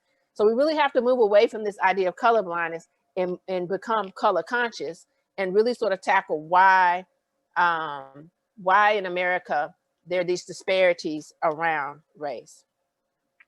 And so when we talk about this on multiple levels in terms of who we are as individually, right? What does that mean when we interact with our colleagues? So my experience as a person of color is different, or in everyone's personal experience is different. So did I grow up? I grew up in Pascagoula, Mississippi.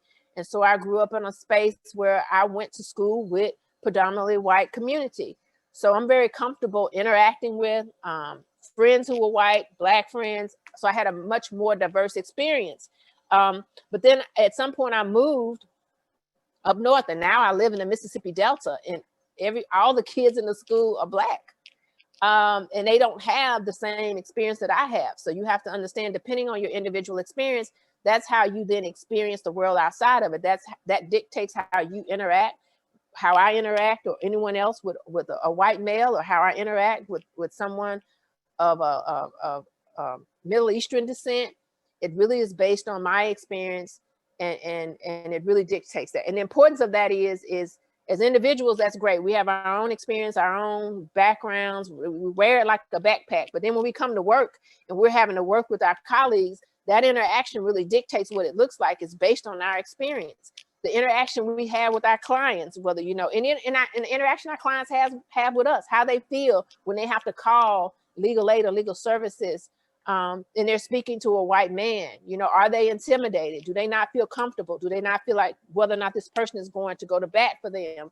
And the same is true. You know, we have clients who say, I want a white man to represent me. We have clients who say, I want somebody Black representing me, but it's for completely different reasons, right? So we have to understand that interpersonal level. And then, of course, that dictates what our organization looks like. We talked about earlier the importance of organizational alignment when we're doing race equity work externally, which then culminates into the communities that we work in, and then the structures we're trying to tackle. And all of that is mixed with history, understanding how we got to this point. How does Louisiana get to a point where, although African-American people are 32% of the population, there's 70% of the folks who are contracting COVID. We have to understand culture, you know, how cultures are different and people work differently. If somebody doesn't look you in the eye, we've always been told, right, that they can't be trusted. But we know there are cultures where when someone is interacting with someone that they feel has authority, they've been trained and taught as a culture to look down. And also identity. We all identify differently depending on our upbringing and background. If you're the Latinx, I learned some of them call themselves Chicano, some of them are Mexican, some identify as Spanish. I mean, it's completely different. So we can't lump them all in the same particular category, just like you can't lump all Black people in the same category. And there's also this increase of mixed race individuals, but all of that is mixed with power and economics, which creates these structures. And we just have to understand that there are a lot of dynamics at play. Excuse me, guys. And ultimately, what we'll work for, what we're trying to change is people's access to opportunity. Someone was mentioning earlier, people not having transportation and not having communication access, the importance of even having devices now. They're so prevalent. Technology has taken over. If you don't have that, you're at a huge disadvantage. When our kids had to work from home, and the children who didn't even have laptops, we have to give them equipment. We have to give them hotspots. And even with that, there are areas I know in Mississippi where even if you have a hotspot, you can't get internet connection. So now you're having to transport the kids to the library so that they have even internet access. So our work at the end of the day really is about giving people access to opportunity to create sort of a level playing field, hopefully, so we can get to a place where these structures no longer perpetuated. And so when I think of race equity or race justice, I think of a world where someone's advantage or disadvantage is not determined by their race. And so to do that, there's several things that we teach in the Institute that I just want to leave you with. One being understanding social cognition and implicit bias. We talked about that a little bit earlier. You know, the other being this idea of systems thinking, right? It's great to represent people who come in who need help. Those people need help on the ground, but also having a way where we are sort of digging beneath the surface and having a look underneath the structures to determine why is this happening, sort of having a systemic approach to the way we do our work as well. And the other one is understanding how to work with community and the importance of working with community. You know, nothing for us unless it's by us.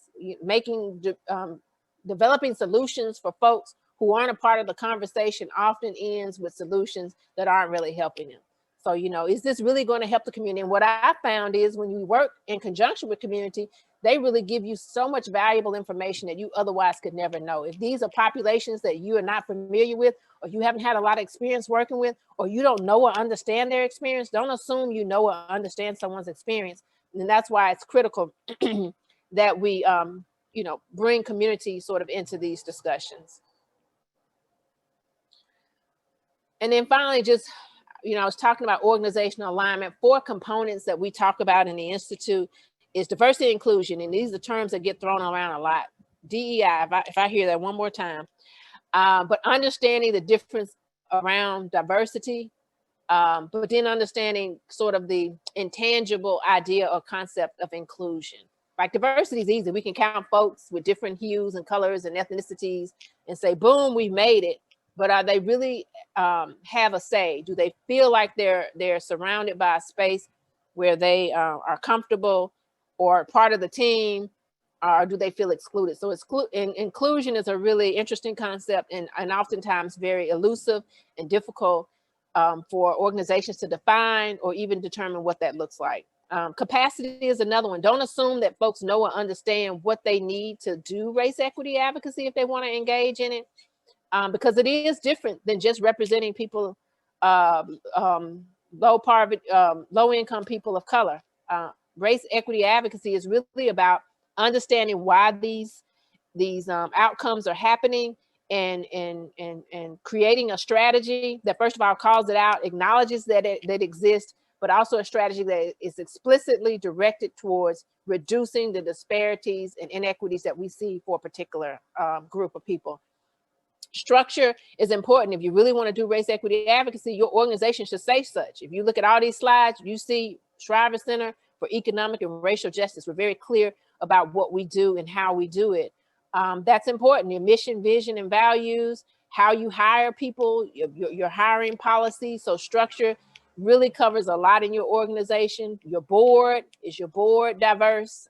Your fundraising efforts from the very top to the bottom. And then finally, culture, which is probably the hardest. And I get a lot of calls and a lot of people struggling with how do you change the culture if it's been this way for so long. But that is the fourth component, sort of when you want to think about internal race equity alignment. So I just want to end by talking about a few challenges and concerns that people have. Unless, Renee, you tell me, is my time up? Let me know.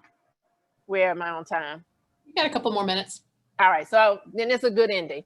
So common challenges and concerns, I call these the myths around race equity advocacy. These are, people say to me all the time, and I've covered some of them and I'll skip it if I have, but the first is, we're doing race equity work when we represent clients of color. And like I said earlier, race equity work is a little different because race equity work is done explicitly, unapologetically, clearly, with looking at why this exists, this disparity exists around a particular group of people, and fashioning the strategy that reduces that. So for instance, if you have kids in school and your children of color, there's a gap around the education achievement. Well, that gap in terms of kids of Hispanic or Latinx ethnicity is different than why the Black kids may be experiencing sort of the gap. And really you have to delve into why for each group it may look different. So it's a much deeper sort of a drill down than just saying, let's give them all tutors, which is sort of that surface level interventions that we see. You give them all tutors, and yes, all the kids will do better, but what we see sometimes is the gap widens even more. You're right. You've given more opportunities to the ones that are already doing great and had opportunity. And although the others may do a little better, it just sort of, you haven't really addressed why the kids were not achieving at the same rate to begin with, other than assuming that they have lower intellect, which we know is not the case, which was sort of a narrative that had been presented before. The other one is doing race equity advocacy puts more work on my already full plate. I hear this all the time. And what you have to understand is if you're doing race equity advocacy, you're not doing anything extra. You're just doing your work differently. You shift the way you look at the work, you shift the way you do the work, and it just looks differently. The approach is different. So it's not extra work, it's just doing the work that you're doing now differently. And then finally, race equity advocacy ignores the needs of poor white communities. I get this all the time. And so I just want to be clear, when we say race equity advocacy or doing it with a race equity lens, we're not saying ignore the poor communities of color, the poor white communities by any means. What we're saying is when you fashion a solution to a problem, you're looking at it from not just the lens of the norm, which is the white community, you're looking at it from a lens of each of these groups are different, and we need to understand why each of them have the various impacts that they have. By no means do we ignore the poor white communities, because they are definitely, just as communities of color are struggling, there are also lots of white people in America who are struggling as well. And so in conclusion, I just want to say, when we think about race equity advocacy, we have to have a new way of thinking, a new way of speaking, a completely different approach, a new way of engaging with community and even our clients. We need new tools. There are specific tools used for race equity advocacy. And when I say a new form of militancy, what I mean is we're doing it both with an acknowledgement, from a space of acknowledgement, but we're also being very explicit around this exists. These people are being impacted inequitably, and we really want to investigate that. And this is why it's happening, and this is what we think will fix that. So with that, I want to thank you for allowing me to share. If you have questions and I don't have time to answer you can always catch me on my email. I get lots of emails and I return them all, and even phone calls. But that's my email address. And now I'm gonna turn it back to Renee unless someone has a question.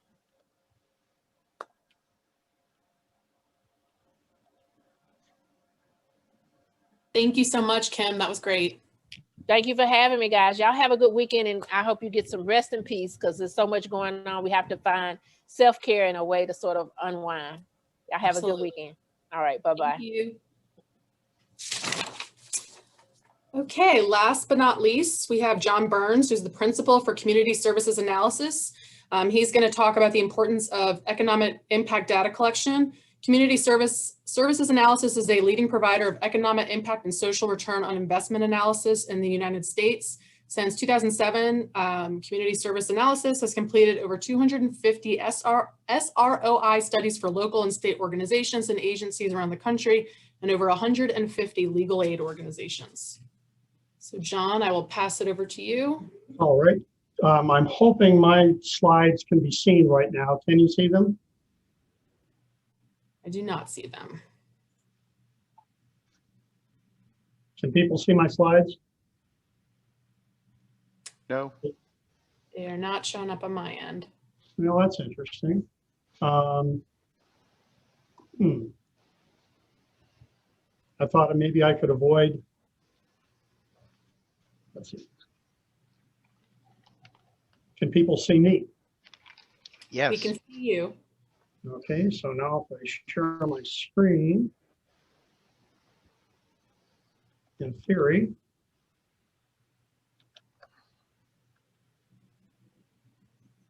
And John, you've touched the share screen button at Yes, the I bottom did. of the screen. And what do you see when it comes up? Do you see which of the screens you want to share? yes. And I see I've got a dual screen and I can see them on my screen on both screens. And then you hit share and what happens? I'm looking at the presentation. So, John, do you want to go ahead and email it to me very quickly and I'll share for you? okay, it's the same one you had yesterday. Do you have that? Thank you all for your patience. Technology is not our friend today.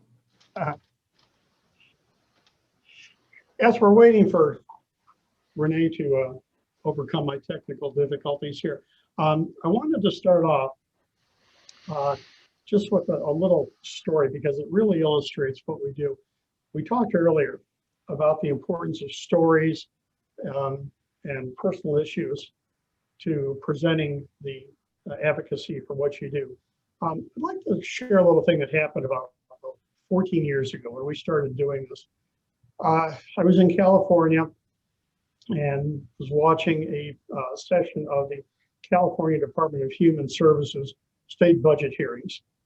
And the people who were presenting their funding request had done exactly that. They had brought success stories. They were talking about how much they had helped, you know, little Susie who had mental issues and little Johnny who had physical disabilities. And after about 10 minutes of this, the head of the California Department of Human Resources, which was like a $39 billion organization, held up his hands and said, please stop. He said, I love success stories. That's why I'm in this business, why I spent my life doing it. But you have to understand, we only have so much money to pass around. So why should I be funding your particular organization? And then he asked a critical question, what bang for the buck am I going to get from funding you? That's what we try to answer. It's just one part of the as we call it, the third leg of the stool. What are the stories? What are the success necessary delivering? But also, what value are you delivering to the community?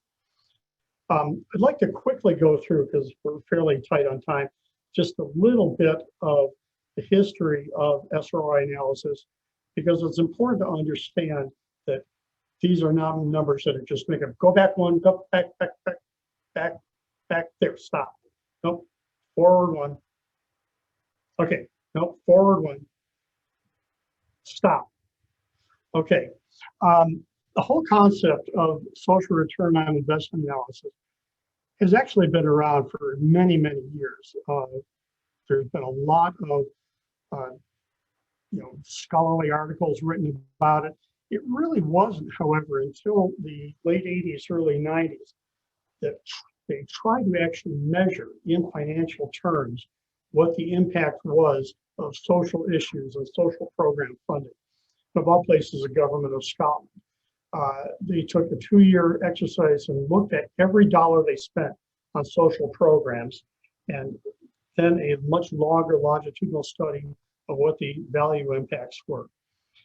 Out of that process has come, over the last 20-some years, a whole series of developments. First of all, was the establishment of what was called the SROI network, which was primarily in UK countries and Europe, and the release of methodology papers, the framework, the impact map analysis, evolution of that, the consolidation of the Sroi network and Social Industry Analysts Association into what's now called Social Value International, and continued updates on the methodology. This is now the impact measurement methodology of Social Value International that has been accepted as the accredited standard in over 30 countries. And there's an awful lot of activity going on right now around the world about expanding not only the countries where this becomes the accredited standard, but also the areas of focus. We talked about earlier issues like racial and gender and poverty issues, as well as climate issues. There is a tremendous amount of activity going on right now, last couple of years in Europe, about requiring impact analysis publication of things like climate and gender and poverty issues. And that is really starting to take hold in the United States as well, not only through a lot of the foundation funding issues that are looking at impact analysis of these various social factors, but we're just seeing in the last year or so funding from non-foundation like BlackRock and other investment management and venture capital firms are really starting to look at the value of what organizations are doing, not just from a purely fiscal standpoint, but almost also from an impact of social issues standpoint. Okay, next slide. I'm not going to talk very much about this. I just wanted to point out that if people are interested in looking in more detail what the framework for assessing and measuring social impact and value reporting are, there is a lot of information available for about download, both from the Social Value United States organization, socialvalueus.org, and also from Social Value International, socialvaluesvi.org. So if you're interested, you can take a look at that. You can download a lot of stuff, or if you want to send me an email, I'd happily forward it to you. Okay, next slide. Renee, okay. Again, just some of the basic functions of impact reporting. It's not just looking at the immediate impact of dollars, it's looking at the long-term economic impact from all these different social aspects as to what is happening to society as a whole as a result of the activities that you're doing or programs that you're planning on. I should mention that a lot of the work we are currently doing right now is for foundations and other grant organizations who want to look at what is the potential economic impact on the social basis before they actually make their funding decisions. And then typically we would do some sort of intermediate report as to almost a report card of how it's going. And then when the grant periods are up, we will do a final analysis of what the true economic impact is over a long-term basis resulting from the grant funding. Next slide. This is just a quick discussion of the factors that are involved in the what's called the social impact value map. I'll briefly go through some of these things. Everybody goes into their activities and they always have intended changes. What are the planned things that are going to result from our activities? But also frequently there are a large number of unintended changes. As we go through our research methodology, we specifically look at other types of similar programs that have happened in the past and look at what the unintended results have been as well. It's always interesting to find out what some of these unintended changes are because they can be both positive and negative. Okay, next slide.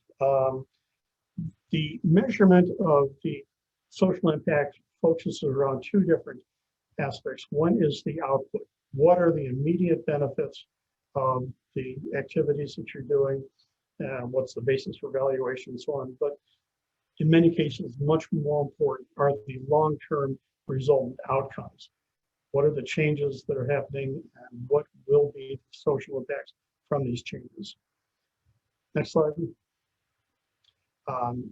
Having to look at that, look at the measurement indicators, look at how long the change lasts, and what the basis for evaluations are.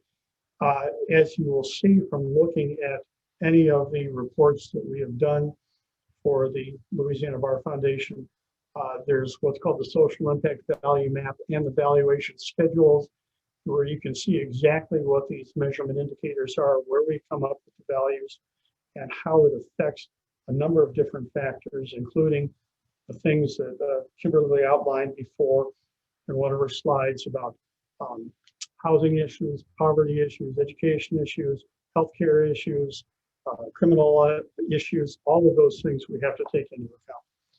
So if you look at those in any detail, you can really get a good outline, good outlook as to what the impacts are over a long-term period. Next slide. I do, however, want to talk about the fact that there are negative effects in the outcome valuations. We always have to explain these. Dead weight. What you do as legal aid services is obviously extremely valuable, but some of it would take place even without your services. I have to say that in the legal aid world, that's not a great deal of negative impact.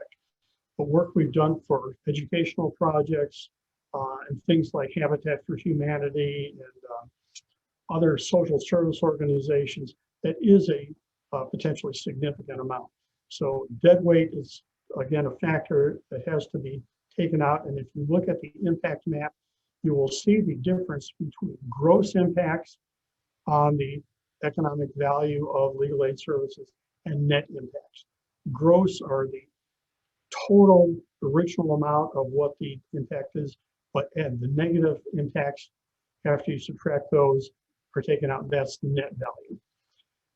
Attribution, how much of it is caused by each individual output service?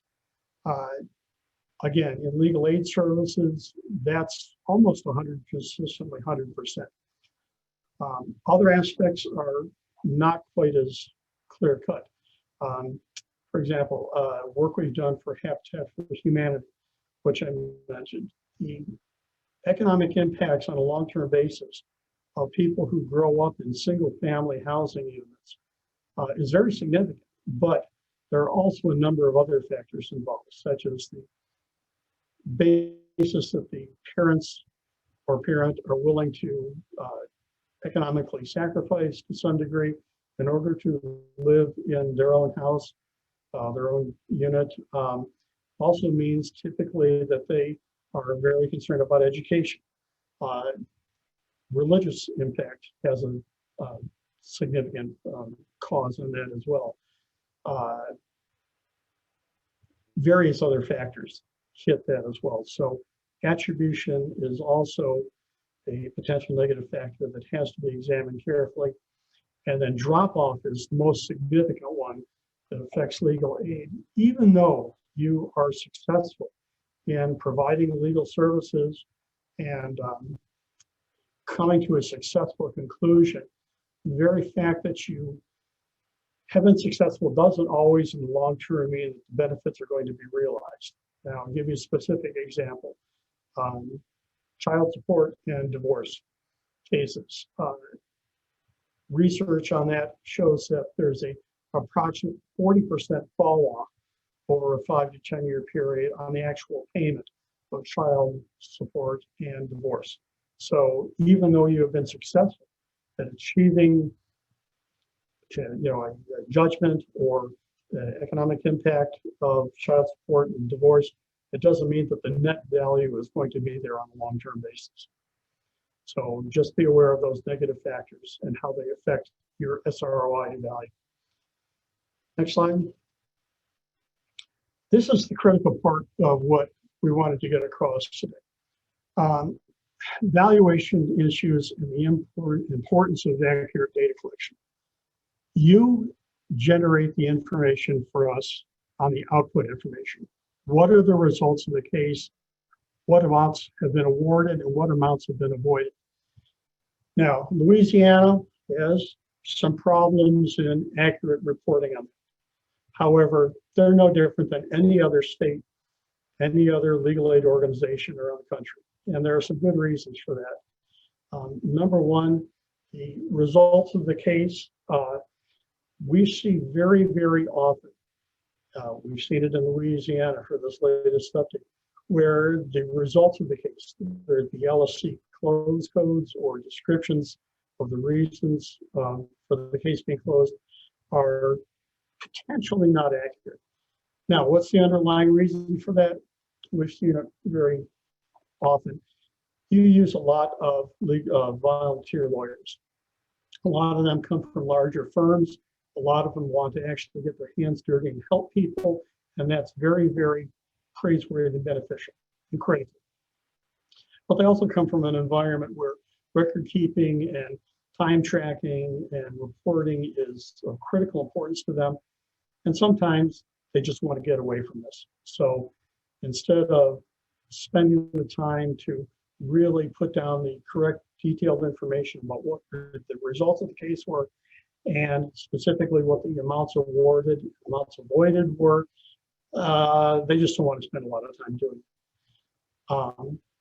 I'm not saying that you should try to force the issue there, but try to encourage it as much as possible in terms of accurate reporting of the level of effort, the results, and the benefits of the case. From our standpoint, nope, stay on that for a second. From our standpoint, the long-term outcome valuations are very tricky and are getting worse. The valuations variations, it varies from state to state. Every time we do a report or an update, out of 100 different types of legal aid services and anywhere from 10 to 15 different types of results per case, there will be a significant difference in each state based on what the legislature is authorized for. Unemployment insurance or child support or aid for dependent children or anything like that. So these will have to be examined in detail every time we do a report. The valuation research sources, it's real interesting. It was mentioned earlier by Kimberly about the concept of implicit bias. It's a critical factor in what we do. Just to give you a quick analysis, when we go through and look at each of these 100 different types of legal aid services, each types of outcome results, we will typically pull from our research work anywhere from 15 to 20 different studies on each individual aspect. Out of these, let's say 20 sources, half of them can be thrown out right away because it's very obvious that there is an implicit bias in their analysis. The remainder we look at, and we look at their methodology, and about half of those can be thrown out because we don't think their research methodology was particularly valid. Of the remainders, we look at those and see if they all come up with a relatively congruent analysis of what the long-term economic impacts are. And as long as they are relatively the same, we're comfortable that those impacts are valid. If somebody, however, has one that's significantly different than the others, we do have to dig into it in more depth. And sometimes we find out that their results and their analysis are clearly more accurate than other people have done. The concept of implicit bias also translates, unfortunately, recently into what we are finding out as implicit fraud. We started seeing this about 2 years ago when we were doing research work in the area of immigration funding and what the long-term impacts were of legal immigration versus potentially non-legal. What we found out has been very interesting, and we're publishing a paper up with this right now. We're finding situations where funding sources who have very strong implicit bias are doing something that is very fraudulent. They are setting up a number of different research organizations, nonprofit organizations, with very fancy sounding names. The Organization for Truth in Immigration, or the American Value Research Corporation, or something else. And all these different organizations get funding from the same bias source, and they will publish research papers about this. And then they will start chain referencing each of these other fraudulent organizations, if you will, as justification in their value basis. So to combat that, we've actually had to put another layer of analysis in, which is for every research citation that we look at, we have to go back and pull their federal 990 reporting, federal tax reporting requirements, and see who provides their funding to try to illustrate or try to identify the sources of this bias funding and eliminate them as just an implicit bias report regardless. So it's taken a step up from what we have to do. Finally, hopping back up a sec, the question of stickiness. I mentioned earlier the fact that in things like child support and alimony payments, there's been little work done to try to continue to analyze on a long-term basis how much of those child support payments, how much of those alimony payments do continue to be paid over a long period of time. Actually, the only real work that has been on that, which we reference, is the state of Michigan. We are currently in some discussions with LSC, NLADA, and the American Bar Association about doing longer-term longitudinal studies about the stickiness of the legal aid actual results to try to make sure that these are valid over a longer-term period. Okay, next slide. Finally, I want to quickly wind up, because we're running out of time, a little bit over.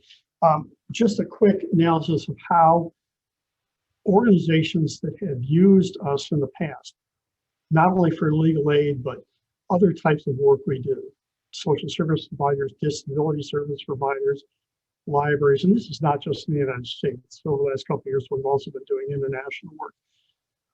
Probably the most important one is the proof of value to their funding sources. Just to your tax-based proof of funding, what bang for the buck do you deliver? For donation validations, people want to look at what is the impact and how valid is the fact that I'm donating money to your services going to have. How do I know that it's worthwhile? Grant applications, I mentioned that we have seen an increase, and that increase is actually going on at a very rapid rate about funders wanting to see what the actual impact will be. Communication with shareholders, as they talked earlier tonight, using the results in a variety of reports, using the results of the impact analysis and a variety of methods to actually show your community stakeholders and other members of the community what the impact is. Tell you one thing, we did an interesting thing a few years ago where several states were trying to change the impact payments, or excuse me, the subsidy payments for disability services. And we went in and showed what the economic impact is on a short-term, long-term basis. They actually printed this up in a one-page document and had the parents of children with disabilities go to the state government, state houses, and just hand this out to people, just actually providing copies to everybody who looked like they might have any, reason to be interested in it. And in the majority of the cases, these plant reductions were in fact either shut down completely or reduced significantly. So groundwork is very powerful, and communication with the community and with your stakeholders is a critical part of it. Next page. Public media, not so much in legal aid, but we've had a number of circumstances where social service organizations have sometimes gotten a bad rap for paying their people a lot of money and not delivering all that much value to the community. In a number of our reports that we've delivered, we've actually been interviewed both by newspapers, television, and so on about what we have found in terms of the actual value delivered to the community from these organizations, and the fact that they are not trying to enrich their own pockets. More importantly, internal strategic planning. People are using the results of this not only from the social services, but from a legal aid basis to look at, should they be emphasizing certain types of services?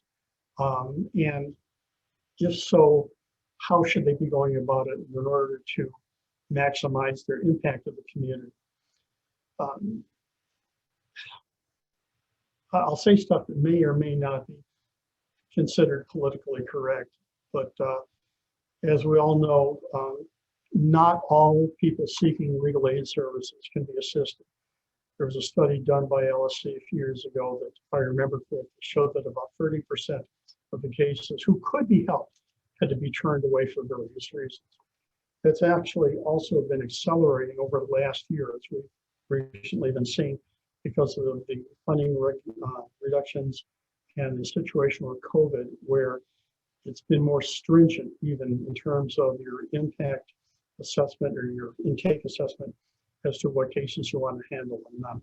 So people have been using it for strategic planning purposes, not only for now, but for future planning. One good example is back about 10 years ago, there was a huge influx in the 2008-2010 timeframe of mortgage foreclosures. And that was a result of the economic crisis at that time. That's been declining over the last 7 or 8 years. It is anticipated now, clearly, that there's going to be another very large influx of those types of cases when the moratorium on evictions and foreclosures as a result of COVID-19 is taken away. So using that as a planning purpose is something that's very important. Some other things that can be beneficial too. We've gotten a lot of comments from legal aid organizations over the time that just showing them the results of this really helps your people to understand that they are delivering good impacts, financial impacts, and good benefit to the community. So being able to put a number on that and look at that is helping in internal morale, so to speak. Also hopping down to volunteer lawyer recruitment. We've also had numbers of comments about the fact that volunteer lawyers, once they see that they are actually delivering economic benefits to the community, know that what they're doing is helping not only the individuals, but the community as a whole. Internal control development, yeah, I'm not going to harp on that too much, but again, the importance of accurate record keeping is a critical factor of what we do. I don't want you to drive away volunteer lawyers or anything from doing it, but please be making your people aware of the fact that accurate record keeping and accurate recording of the outcomes and the results of their services is important for the accurate measurement of your impacts and social return on investment. I'm going to wind up by just one quick thing, and I want to reinforce something that was said earlier. My background was I was Chief Financial Officer for international government contracting and service organizations. I've also been president of foundations for 12 years, but in between there, I did 4 .com startup companies. I've done hundreds of venture capital pitches. And those are about the same as getting the information across to your funding sources. Going through a long, detailed analysis of the financial impacts, looking at hundreds of pages of valuation calculations, just doesn't happen. They want to look at one number, boom, here's the value of what we do, here's the bang for the buck, and there it is. And that's what sticks with them. So that's why, in our view, doing this type of impact analysis is so important. You're answering the question, what bang for the buck are we delivering in a logical, concise, standardized, and internationally accepted manner. So if you have questions about the details of your reports or anything, please get a hold of us. It's hard to do it just on a short article or a short Zoom session, but we're happy to answer any questions. And if you have any comments or anything, please get a hold of us. Thank you.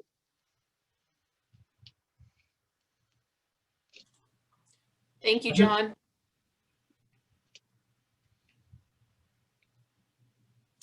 Well, if we don't have any questions, we will go ahead and let everybody go. I just want to say thank you again to all of our speakers for joining us and taking the time today, as well as all of our participants. We really appreciate you joining us for all of this important information. We'll be circulating the recording of the training as well as materials. So you'll see that shortly in an email. As we have mentioned, there is a third session next Friday that is going to cover strategic planning. If you haven't signed up for that already, you certainly have time to do so. We'll be sending out reminders for that too. And if there's no questions, we'll let everybody go and have a great weekend.